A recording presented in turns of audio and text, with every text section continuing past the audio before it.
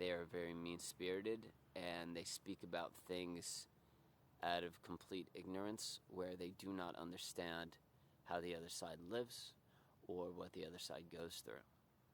You know, I have a lot of friends, and my sister has a lot of friends, because we were both involved in theater, where we knew a lot of a lot of gay people. And, growing up where I did, I knew a lot of black people. Me being basketball being my primary sport, I grew up on, the courts, and I played with a lot of black people.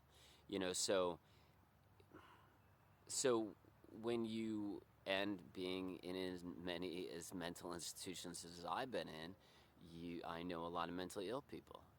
And I've met hundreds of mentally ill people just in mental institutions alone. So when you and growing up extremely poor,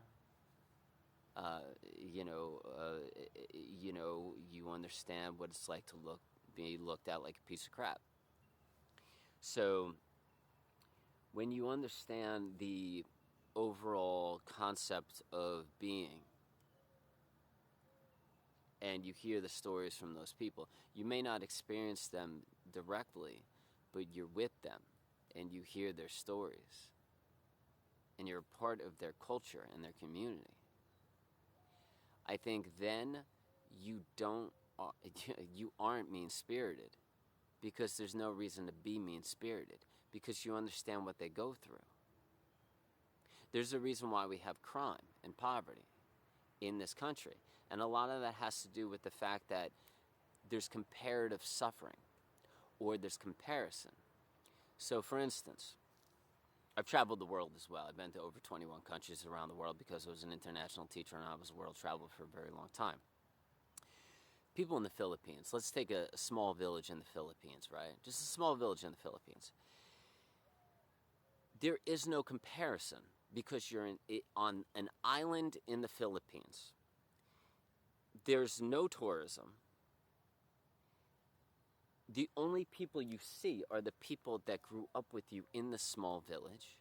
You all have to go to a well to get water for bucket showers.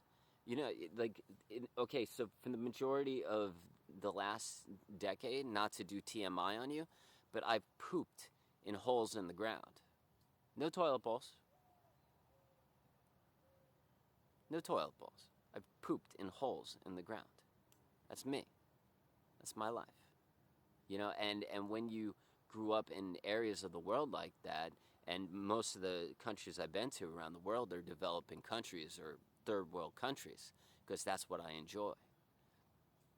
So take that small area in the Philippines, right, where everybody does not have money, and they all get their water from a well for food and cooking and cleaning and taking bucket showers and pouring water into the hole in the ground where they go to the bathroom, right? Everybody has the same amount of money, so there's no crime, right?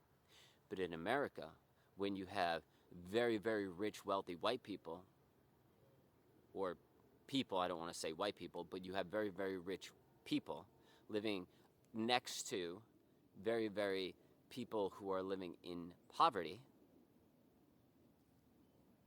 there is going to be a rift